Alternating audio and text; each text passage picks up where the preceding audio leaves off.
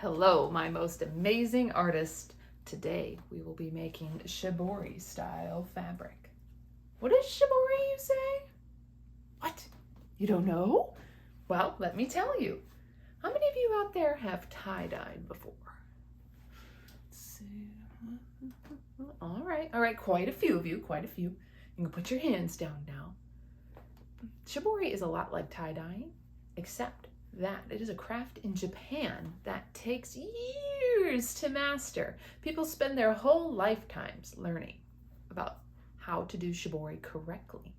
That's a whole lifetime of learning and growing your brain. Wow, so cool. When you tie-dye, you kind of twist and create patterns, kind of use rubber bands before you put the dye on.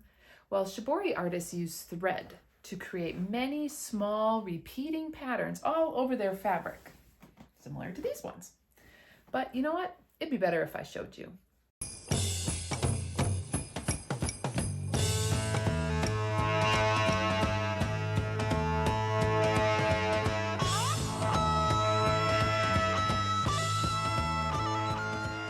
Arimatsu in central Japan is the town tie-dye built. Along its historic main street, fabric merchant houses have stood for centuries. When shopkeepers hang out their shingles here, the signs are a sample of Arimatsu's signature product, a traditional handicraft known as shibori.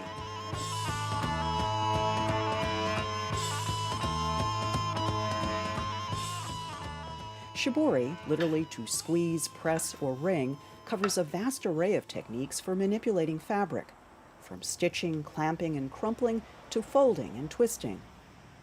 I understand that it takes just a few days for most people to get the hang of this, but in order to become a professional level artisan, it takes years in order to do this much more quickly, efficiently, and accurately.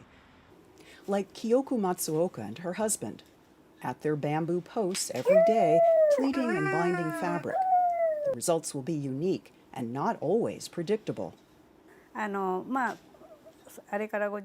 She said, "I've been doing this for 50 years, but there hasn't been a single piece I'm totally satisfied with.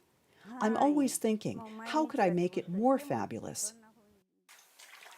Kyoko Matsuoka's artistry, like much of Arimatsu's shibori creations, will end up here at the Hayatsune dyeing factory. Tending the vats of indigo dye is hot, sweaty work. There are few specialty dyers left in Arimatsu. At last, when dyeing is complete, the binding threads come off, and the fabric takes on three-dimensional form, retaining its crimps and folds. Today we'll be making a shibori-style craft by folding fabric, and we're going to use Sharpies for our dye today. Here are a couple examples that I've made. This is the part where you go, ooh, look at all these wonderful colors.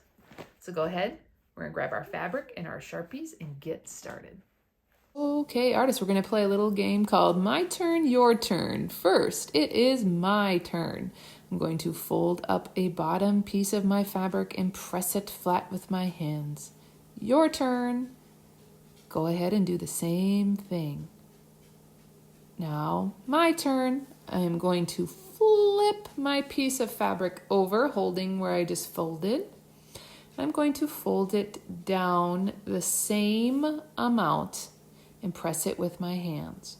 Your turn. Flip it and then fold it again, pressing with your hands. My turn. I am going to flip my fabric over, keeping my folds, and fold it again, pressing with my hands. Your turn. You're going to once again flip your fabric over, holding your folds, and fold it again one more time. My turn. Guess what I'm going to do? I am going to flip it over, and I'm going to fold it down, pressing with my hands. Now it will be your turn. You are going to flip it over once again and fold it over once more. I think you've got it this time. So I am going to flip mine over one more time, and I'm just going to go ahead and finish folding the rest of my fabric by flipping it over, folding it, pressing it with my hands till I get one stack of fabric like this. I will go ahead and wait for you to finish to do the same. So we're going to keep folding until you have your stack of fabric, just like this. Now, get your karate chopper ready. Do you have it ready? We are going to 1, 2, 3, chop our fabric in half. And fold it over your hand and squeak your hand out, folding it flat. Okay, one more karate chop. Are you ready?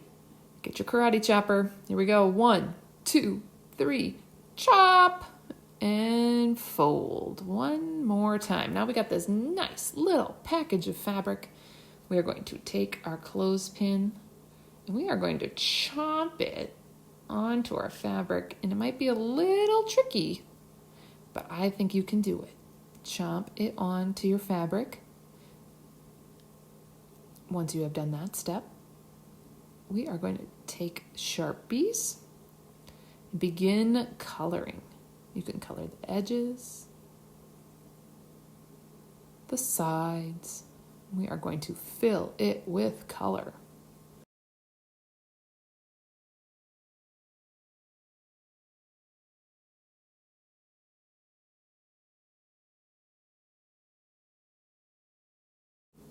Make sure that when you're coloring, you really get in those folds. Look closely and color in all the folds. Once you are done coloring, you will have this beautiful colored piece of fabric. And we are going to dip it in the rubbing alcohol to help spread the colors throughout the piece of fabric. Now, a word of warning, in this next step, we are using rubbing alcohol, which is stinky. If you need to plug your nose, please do so. Okay, now that we got our noses plugged, we are going to take our little fabric bundle and dunk it in the rubbing alcohol, getting it very wet. And just kind of squish it in there. Make sure you get it in every little corner. You will see some of your marker will kind of run into the rubbing alcohol, turning it a color. That's okay. That's going to happen. No need to panic. Once you've got it nice and wet, we are going to go ahead and just lay it on a plastic grocery bag to dry overnight. Now, this is perhaps the hardest part. We need to wait for it to dry. Waiting is not easy.